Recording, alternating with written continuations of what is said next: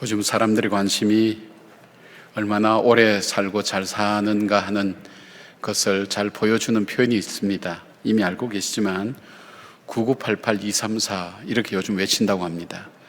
이게 뭐냐 하면 99세까지 팔팔하게 살다가 2, 3일 아프다가 죽자, 이것이 요즘 사람들이 서로 외치는 말인데 최근에 바뀌었습니다. 9988231입니다. 99세까지 팔팔하게 살다가 2, 3일 아프다가 다시 일어나자. 그래서 그렇게 바뀌었다고 합니다. 얼만큼 오래 사느냐에 대한 관심, 그러나 요즘 그것도 중요하지만은 더 큰 관심은 얼만큼 건강하게 사느냐에 대한 관심이 우리 속에 많이 있는 것을 보게 됩니다. 오늘 창세기 6장에 나오는 것은 바로 이 노아의 족보에 대한 얘기가 나옵니다. 이 성경에 나오는 이 족보들 을 바라보면 사람들이 오래 살았지만 성경은 그것을 그렇게 중요하게 다루지 않습니다. 성경이 중요하게 보는 것은 그 사람이 무엇을 남겼느냐 하는 것을 관심을 가지고 초점 맞추어서 기록에 남기고 있습니다.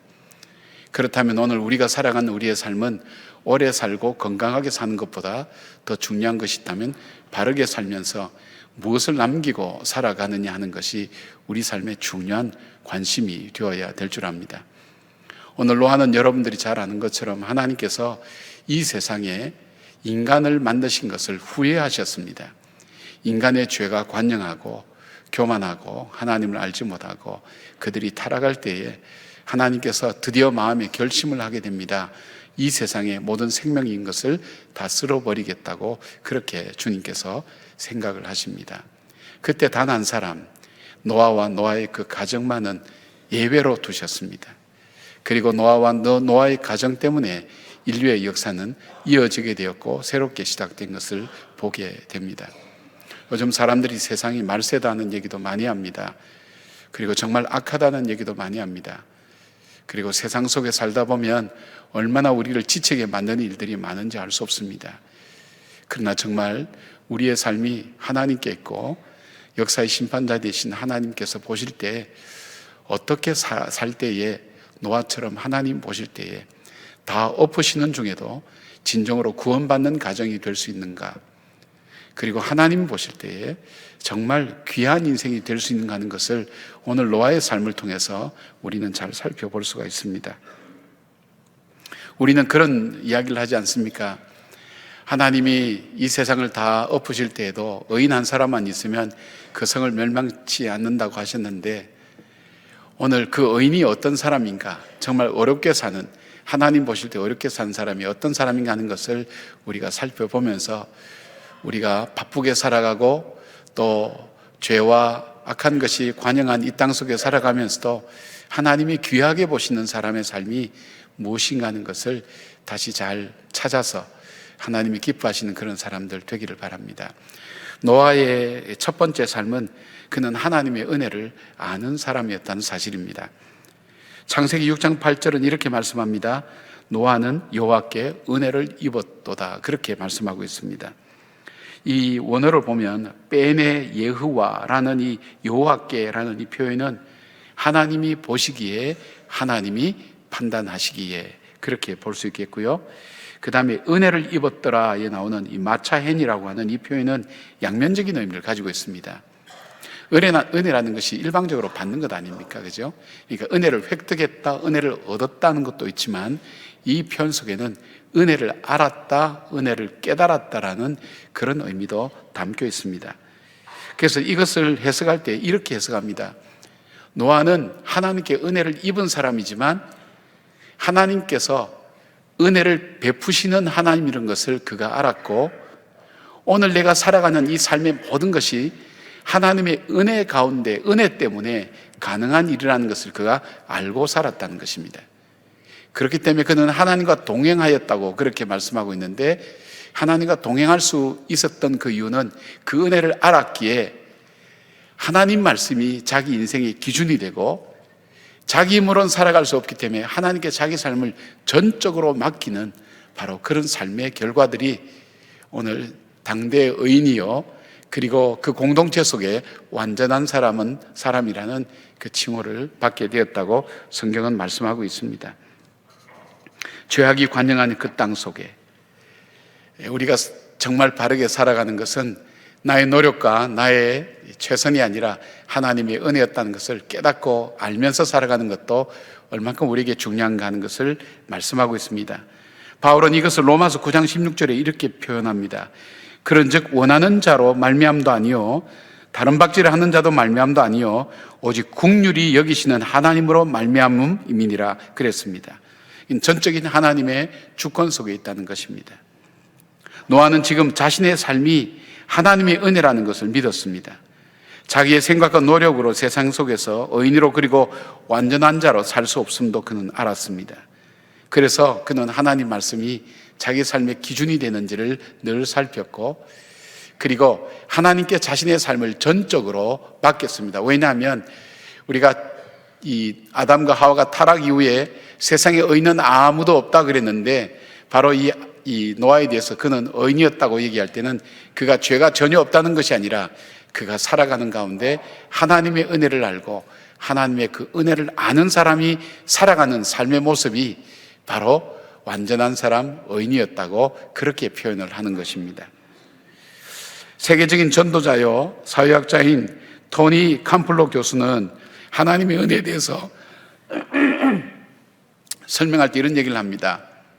이분의 삶은 그 생활은 어릴 때부터 집이 도심지 중심에 있어서 차들이 굉장히 많이 다니고 횡단보도가 있기 때문에 부모님들이 학교 갈 때 늘 조심을 시켰다는 것입니다. 초등학교 2학년 때인데 그 어머니가 초등학교 6학년 때는 누나에게 용돈을 주면서 이 아이를 잘 좀 데리고 갔다가 데리고 오라고 그렇게 부탁을 드렸는데, 이 어린 토니가 볼 때 자존심이 상하는 겁니다. 자기 갈 때 누나가 옆에서 따라오고 누나가 또 간섭하고 그러니까, 그래서 엄마를 설득합니다. 엄마, 내가 조심해서 갈 테니까 내가 스스로 가게 해달라고. 이렇게 할 때 그 어머니가 알았죠. 그래서 그렇게 하도록 하고 용돈을 대신 그 아이에게 주고 잘 갔다 오는 조건으로 그렇게 했습니다. 그렇게 세월이 지나서 이 아이가 중학교쯤 되었을 때 가족들 모임일 때 자랑을 했습니다. 내가 얼마나 독립적인 사람이고 스스로 내가 모든 일을 할 수 있는 사람이냐 자랑할 때 그 어머니가 비시시 웃으면서 그렇게 이야기를 했습니다. 토니, 너는 초등학교 2학년 때부터 혼자 다니면서 자존심도 세우고 돈도 벌고 그랬지, 용돈도 얻고 그랬지. 근데 사실은 말이야, 너가 학교 갈 때 제대로 가는지 엄마가 너 모르게 뒤따라가서 제대로 횡단보도 걷는지 봤어. 그리고 학교에서 올 때도 엄마가 미리 나가서 너 오는 시간에 횡단보도와 도로를 잘 건너는지를 엄마가 살펴봤어. 적어도 2년 이상은 그렇게 살펴보았어. 그러면서 이분이 얘기합니다. 나는 그런 보살핌과 사랑이 있는 줄 몰랐다고. 그냥 내가 잘해서 살아가는 것처럼 그렇게 살았다고. 여러분, 이렇게 살피는 것이 바로 부모님의 사랑이 아닐까요? 그 사랑을 지금 저와 여러분도 받고 있다는 사실입니다.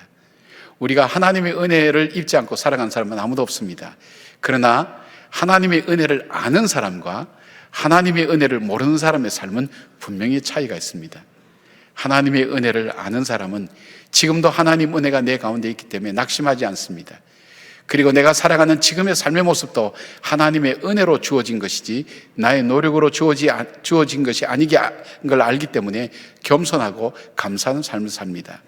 그리고 내 힘으로 살아갈 수 없는 세상이라는 걸 알기 때문에 하나님 말씀이 내 인생의 기준이 되어서 살아가게 되고, 더 나아가서 내 삶을 전적으로 하나님께 날마다 매 순간마다 위탁하면서 살아가는 삶, 바로 그 사람이 바로 주님 안에서 은혜를 입은 사람의 삶의 모습입니다. 아무리 악한 세상에 살아도 오늘 나의 삶이 하나님의 은혜임을 아는 사람은 죄를 쉽게 짓지 않습니다. 세상을 따라가지 않습니다. 오늘 내가 살아가는 삶이 하나님의 은혜에서 나온 삶의 결과라는 그 고백이 있기 때문에 감사가 있고 겸손함이 있고, 그리고 내 힘으로 살아갈 수 없기 때문에 하나님께 맡겨드리는 위임하고 주님과 동행하는 삶, 그래서 그는 당대의 의인이요 하나님과 동행하는 사람이라는 것을 성경은 말씀하고 있습니다. 믿음으로 살기를 원하십니까? 그렇게 살기를 원한다면 나의 삶이 하나님의 은혜 가운데 있음을 인정하고 발견하시길 바랍니다. 그리고 매일 말씀을 통해서 내 인생 기준을 새롭게 하시길 바랍니다. 그리고 기도하며 하나님 은혜로 살아갈 수 있도록 능력을 간구하는 여러분들 되기를 바랍니다. 두 번째, 노아가 하나님의 은혜 가운데 살아갈 수 있는 두 번째 이유는 노아는 믿음의 사람이었습니다. 노아는 하나님으로부터 이해하지 못할 명령을 받습니다. 이해해 줄 사람도 없는 명령이었습니다. 그것은 산 꼭대기에 노아의 가족과 모든 동물들을 실을 수 있는 방주를 지으라는 명령이었습니다. 하나님께서 노아에게 심판을 예고하시고 비가 올 때까지 무려 120년의 시간이 걸렸습니다. 근데 그 배의 방주의 크기는 길이가 136m, 넓이가 22m, 높이가 13m로 상상하지 못할 크기로 지으라고 말씀합니다. 그리고 평소에 먹을 모든 양식을 가져다가 저축하여서 가족들과 동물들이 먹을 양식을 준비하라고 말씀합니다. 먹을 것이 넉넉한 시대도 아니었고 8식구가 먹고 산다는 게 쉽지는 않았는데 동물들까지 먹을 것 준비하라고 하니까 얼마나 고달팠겠습니까? 여기에 저축하라는 이 원어를 보면 농사를 지어서 씨를 뿌리고 추수하고 거두는 것을 모아두는 것뿐만 아니라 더 적극적으로 양식을 찾아서 노력해야 되는 의미를 담고 있습니다. 그러니까 농사를 지어서 양식을 얻을 뿐 아니라 바로 그 동물들과 자기들의 양식을 구하기 위해서 의도적으로 노력하면서 배를 지어가는 그 과정을 거쳐야 됩니다. 배도 자기 마음대로 짓는 것이 아닙니다. 짓는 재료와 방법도 있습니다. 그리고 크기와 구조까지 말씀해 주셔서 거기에 맞춰서 지어야만 했습니다. 천장도 없는 방주였습니다. 하나에서 10가지 이해가 되지 않았습니다. 방주는 동력이 있는 것이 아니라 자기 마음대로 원하는 대로 갈 수 있는 것도 아니었고, 그리고 위에 위가 열려져 있지 않아서 사물을 다 세상을 볼 수가 없습니다. 조그만 구멍만 내서 바깥 세상이 어떻게 돌아가는지 알 수 있는 정말 답답하기 이를 데 없는 그런 배를 지으라는 것입니다. 근데 노아는 순종했습니다. 노아만 순종한 것이 아니라 바로 노아의 아내도 순종했고 노아의 세 아들뿐 아니라 세 며느리들도 순종했습니다. 온 집안이 이해하지 못할 곳에 상상하지 못할 기간에 걸쳐서 짐작하지도 못할 일을 하는 것입니다. 이유는 딱 한 가지입니다. 하나님께서 말씀하셨다는 것. 그 말씀 한마디로 말미암아 온 가족이 120년간의 긴 시간을 산에서 이 배를 짓고 있는 것을 볼 때 얼마나 우스꽝스러운 일이겠습니까? 그러나 성경은 노아가 하나님께서 명령하신 대로 온전히 다 순종하였다고 그렇게 말씀합니다. 준행하였다. 그 말씀을 지켜서 행동으로 옮겨서 실제적으로 그 일을 이루어갔다. 그리고 나서 하나님은 이 방주를 통해 이 노아의 가정을 구원하였습니다. 믿음의 거장들을 모아둔 히브리서 11장 7절에는 이렇게 말씀합니다. 믿음으로 노아는 아직 보이지 않는 일에 경고하심을 받아 경외함으로 방주를 준비하여 그 집을 구원하였으니 이로 말미암아 세상을 정죄하고 믿음을 따르는 의의 상속자가 되었느니라고 말씀합니다. 우리가 하나님 말씀을 따른다고 하지만 정작 그 말씀을 따를 때 가장 방해가 되는 건 뭡니까? 내가 살아가는 삶의 방식입니다. 그리고 사람들이 바라보는 그 상식이라고 얘기할 수 있죠. 그것이 내 삶을 믿음으로 사는 것이 얼만큼 방해하는지 알 수가 없습니다. 이스라엘 백성이 광야길을 걷다가 불만이 터져 나왔습니다. 그것은 가까운 길이 있는데, 편한 길이 있는데 더 험한 길, 먼 길로 일부러 돌려서 그들을 인도할 때 거기서 불평과 불만이 터져 나왔습니다. 하나님께서는 불뱀을 보내어서 불평하고 불만하는 이스라엘 백성을 물어 죽게 했습니다. 이스라엘 백성들이 회개합니다. 모세가 기도하니까 하나님께서 말씀하시기를 이 장대에다가 이 불뱀을 달아서, 그러니까 불뱀 모양의 놋으로 불뱀을 달아서 이 불뱀을 보는, 이 놋뱀을 보는 자마다 다 살아날 거라고 그렇게 전하라고 얘기합니다. 사람들에게 그 말씀대로 그대로 장대에다가 이 불뱀의 형상을 난 놋뱀을 달아서 이렇게 다니면서 이 뱀을 보는 자마다 산다고 해야 할 때 똑똑하고 지식 있고 지혜 있는 사람 되겠습니다. 내가 지금 뱀에 물렸는데 저거 본다고 내가 살 수 있겠냐? 그죠? 인간적으로 굉장히 맞는 말이죠. 그런 사람은 다 죽었습니다. 그러나 그 말씀을 믿고 바라본 사람은 다 살아나게 됐습니다. 주석학자들은 이야기합니다. 하나님은 바로 이 말씀을 통해서 하나님 말씀에 순종하는지 순종하지 않는지를 훈련시키기 위함이었다고 그렇게 말씀합니다. 누가복음 5장에 보면 동일합니다. 예수님께서 갈릴리 바닷가에 나타났습니다. 바다에서 전문가로 살아온 이 베드로는 밤새도록 고기를 잡았지만 한 마리 잡지 못하고 그물을 올리고 있을 때 바로 이 목수 출신인 예수님이 오셔서 깊은 데로 가서 그물을 내리라고 이야기를 합니다. 근데 베드로가 그렇게 얘기하죠. 내가 깊은 데로 가서 그물을 내릴 이유가 아무것도 없다고. 경험적으로 지금 환경적으로, 상황적으로, 시간적으로 아무것도 그물을 내릴 일 없는데 내가 그물을 내리는 단 하나의 이유가 있다면 말씀에 의지하여 그물을 내리겠다고 그렇게 합니다. 그물을 내렸을 때 그 말씀에 따라서 수많은 고기가 잡혀옵니다. 이것은 한 번의 사건으로 끝나지 않습니다. 훗날 베드로가 주님을 3번 부인하고 그가 바닷가로 돌아갔을 때 예수님이 다시 베드로를 찾아갑니다. 밤새도록 고기를 잡았지만 잡지 못했던 베드로에게 바로 오른편에 그물을 던지라 그럴 때 바로 이 배에 고기가 가득 잡히게 됐습니다. 베드로를 생각하게 했습니다. 무엇을 생각했을까요? 베드로야, 너 신념, 너 인생의 기준, 너 노력, 너 최선의 결과는 모든 것을 다 잃어버리고 몰락한 이 바닷가에 돌아올 수밖에 없는 삶이지만 너가 말씀에 의지하여 환경을 띄워놓고 네 자신을 띄워놓고 말씀에 의지하여 네가 인생을 살 때 너가 정말로 얻기를 원하는 것을 얻지 않았느냐, 그것을 주님께서 교훈으로 말씀해 줍니다. 이 말씀을 베드로는 사도행전을 통해서 그대로 적용합니다. 그는 자기 판단대로 움직이지 않았습니다. 자기 생각대로 움직이지 않았습니다. 하나님 말씀대로 움직였습니다. 그래서 사도행전을 기도행전이라고 얘기하고 성령행전이라고 하는 것이 인간의 의지와 뜻을 움직인 것이 아니라 철저히 하나님의 말씀에 따라 움직일 때에 베드로가 전혀 의도하진 않았지만 바로 베드로는 초대교회의 바위처럼 큰 기초를 이루게 되었고 세계 역사를 바꾸는 하나님의 사람으로 쓰여지게 된 이유가 거기에 있습니다. 야고보서 2장 26절에는 이렇게 말씀합니다. 영혼 없는 몸이 죽은 것 같이 행함이 없는 믿음은 죽은 것이니라. 사무엘 선지자는 사울 왕에게 순종이 제사보다도 낫다고 말씀했습니다. 우리의 믿음은 순종으로 이어져야 됩니다. 순종은 물질과 시간이 그리고 그 마음이 동반되지 않으면 그 순종은 거짓말입니다. 그 믿음은 헛것입니다. 우리의 삶을 통해서 그것이 동반될 때, 그 삶이 동반될 때 진정으로 그것이 우리의 순종이 되는 겁니다. 노아가 하나님 말씀만 듣고 알겠습니다 하고 그가 구체적인 삶 속에서 시간과 물질을 내고 마음을 함께해서 그 방주를 짓지 않았더라면 구원을 받을 수 없었을 것입니다. 오늘 주의 말씀이 우리 가운데 있습니다. 세상에 봐야 될 것 많고 들어야 될 것 많고 판단해야 될 것 너무나 많습니다.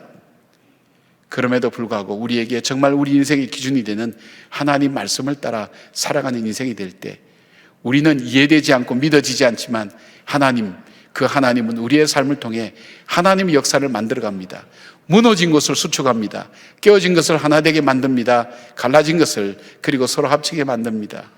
그리고 잃어버린 길을 다시 찾게 하는 놀라운 역사들이 바로 이 말씀에 의지하여 살아갈 때, 사랑하는 여러분, 지금까지 살아오셔도 특별한 일이 없었다면, 내가 볼 때 내 인생이 특별한 게 없었다 그렇다면 이제 금년부터는 내가 말씀을 따라 내 인생을 한번 다시 살아봐야 되겠다.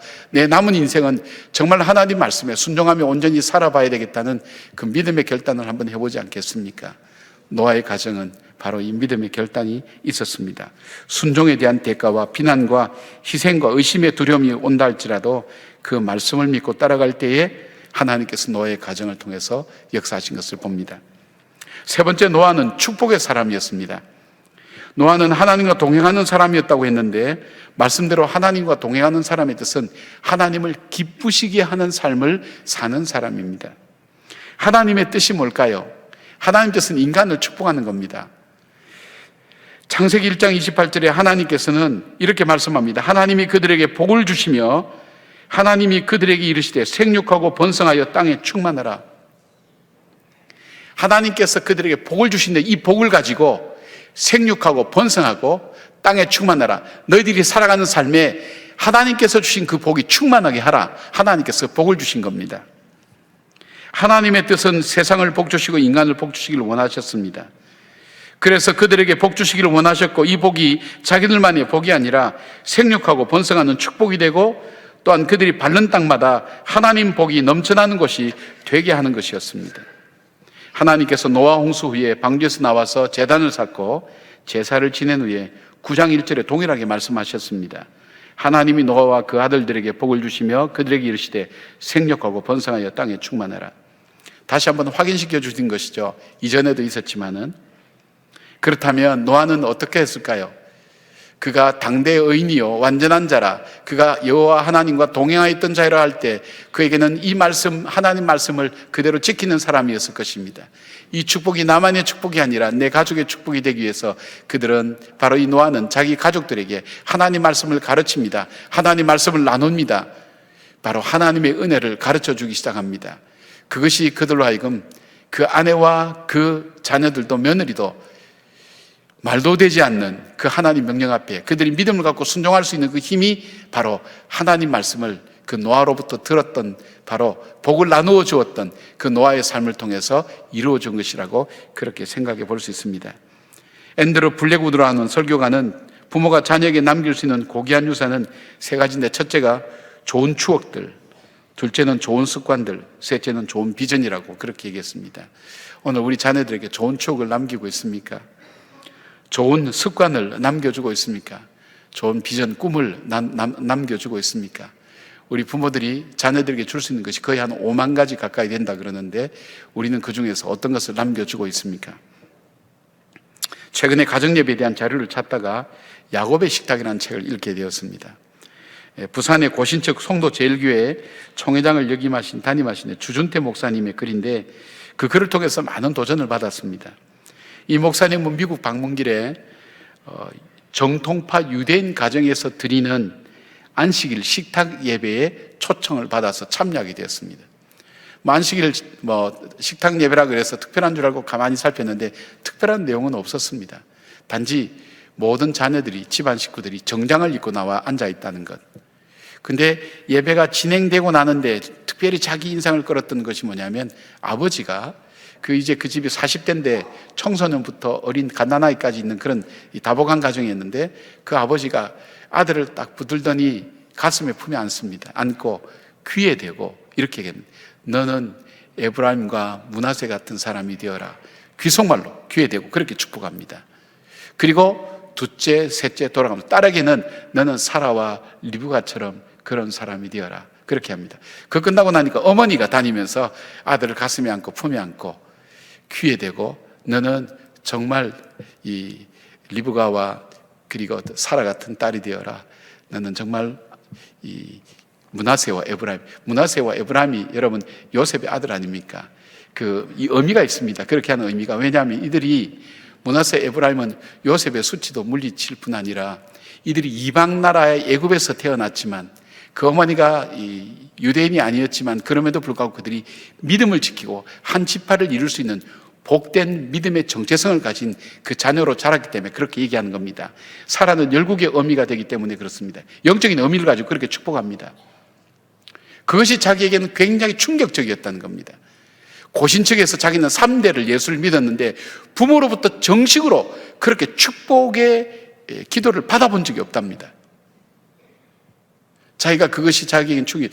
왜 저들은 부모로부터 저렇게 정식으로 매주일 저렇게 축복을 받는데 우리는 나에게 정말 소중하게 준 이 자녀들을 향해서 하나님께서 주신 그 복을 왜 나누어 주지 못할까, 그런 생각을 하면서 한 3가지를 그 느낌을 정리해서 말씀했습니다. 첫째는 자녀 축복이 너무나 자연스럽다는 것입니다.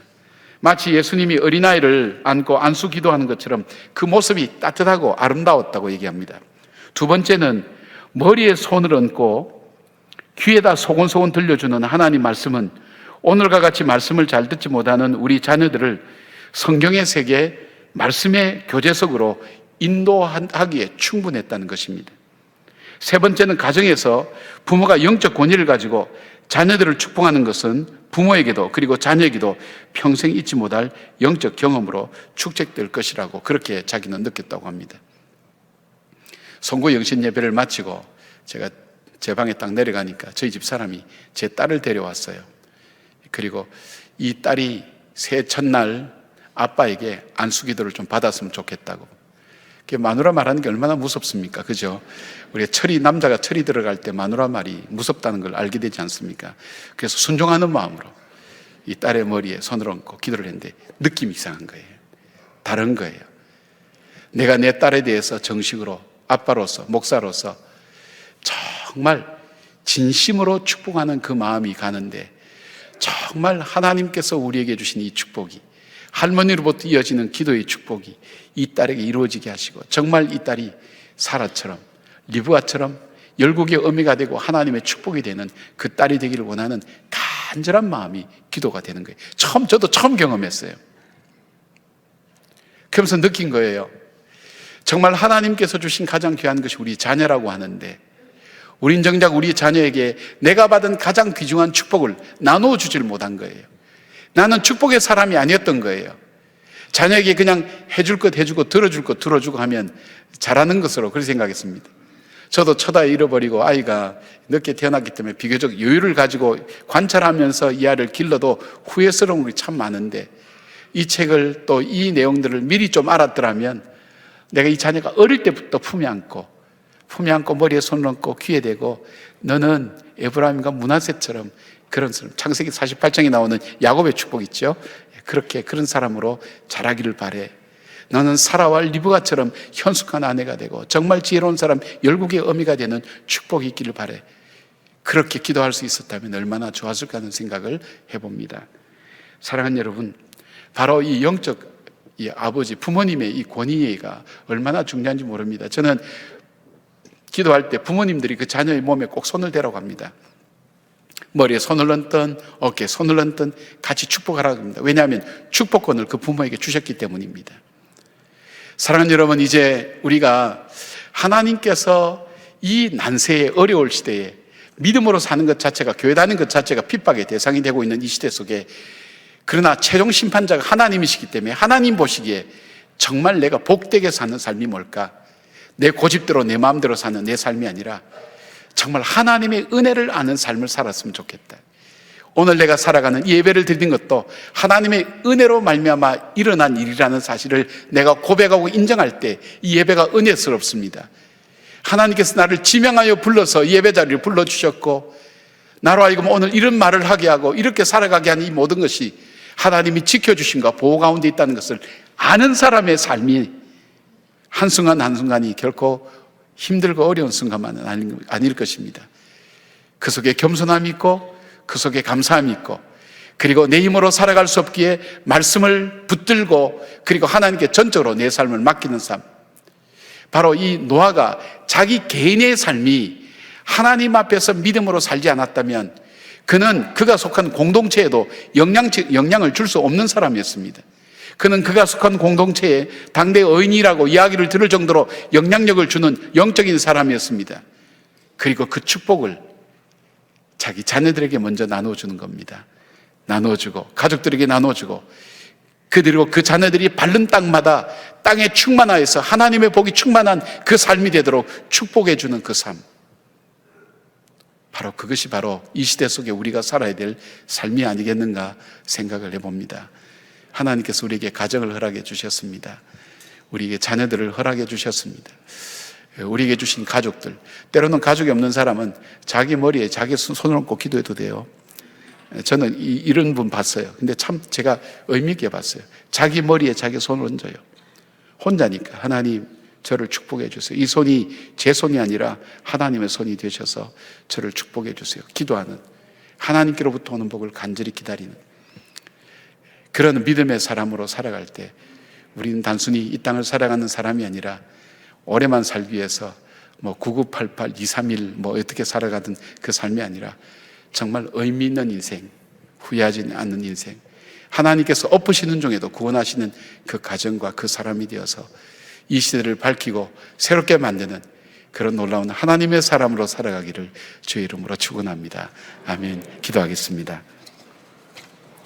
하나님, 우리 성도님들 살아가는 삶을 축복해 주셔서 노아처럼 당대 의인이요 완전한 자요 하나님과 동행한 사람이라는 그런 칭호를 받을 수 있도록 우리의 삶이 하나님의 은혜를 알고 그 은혜 가운데서 주시는 하나님 믿음의 하나님 부요한 생각들이 우리의 삶을 주장할 수 있도록 도와주시오며, 주님, 우리 힘으로 살아갈 수 없기에 하나님께 의지하는 마음으로 말씀 붙들고 살아가는 주의 자녀들 위해 하나님 약속하신 평강과 순적하고 순탄하고 형통한 길이 열려질 수 있도록 도와주시오며, 우리 자녀들과 우리 가족들이 함께 복을 누리는 믿음의 유산을 이어주는 복된 저희 가정들 되게 하여 주시옵소서. 예수님의 이름으로 기도드립니다. 아멘.